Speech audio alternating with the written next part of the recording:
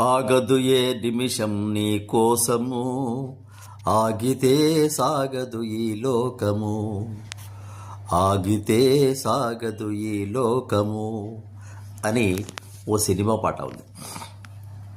అది అక్షరాల నిజం. కాలాన్ని ప్రవాహంతో పోల్చారు.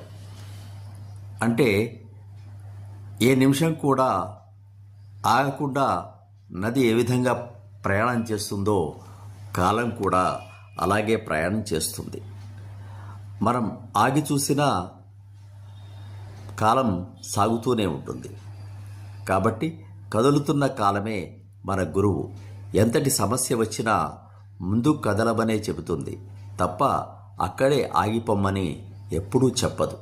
ఒక ప్రవాహానికి పెద్ద కొండ అడ్డం వచ్చినప్పటికి కూడా అది ఆగకుండా పక్క నుండి వెళ్ళడానికో లేదా నిరంతర ప్రయత్నం చేసి ఆ శిలను చీల్చడానికో ప్రయత్నం చేస్తుంది తప్ప నది ఎక్కడా ఆగిపోదు. అందుకోసమే ఏ నదిని పరిశీలించినా ఎన్నో వంకలు,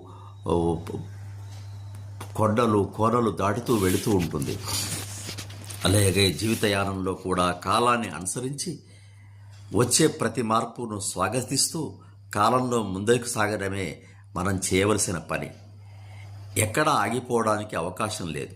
మనం ఆగిపోయినప్పటికీ కాలం సాగిపోతూనే ఉంటుంది. అందుకే జీవన యానంలో కాలం యొక్క విశిష్టతను తెలుసుకొని కాలానికి మనం ఇవ్వవలసిన గౌరవం ఇచ్చి ఆ కాలంలో జరుగుతున్న మార్పులను గమనించి మార్పులకు అనుకూలంగా మన జీవిత గమనాన్ని మార్చుకొని ప్రయాణం చేయడమే నిజమైన కాలజ్ఞి యొక్క లక్షణం. కోడికి కాలజ్ఞాని అని ఒక పేరు ఉంది. దానికి ఎవరు చెప్పారు? తెల్లవారుజామున మొదటి కోడి కూసింది, రెండో కోడి కూసింది, మూడో కోడి కూసిందని పూర్వకాలం కోడిని ఒక గడియారంలాగా ఉపయోగించుకున్నారు. కొందరు చుక్కలను చూసి తెల్లవారుజాము అయిందని తెలియచేసేవారు. కాబట్టి కాల ప్రవాహం ఎంతో గొప్పది. ఆ ప్రవాహాన్ని మనం గమనించి దానితో సాగాలే తప్ప ఆగిపోకూడదు. ఆగిపోతే జీవితం ఆగిపోయినట్లే.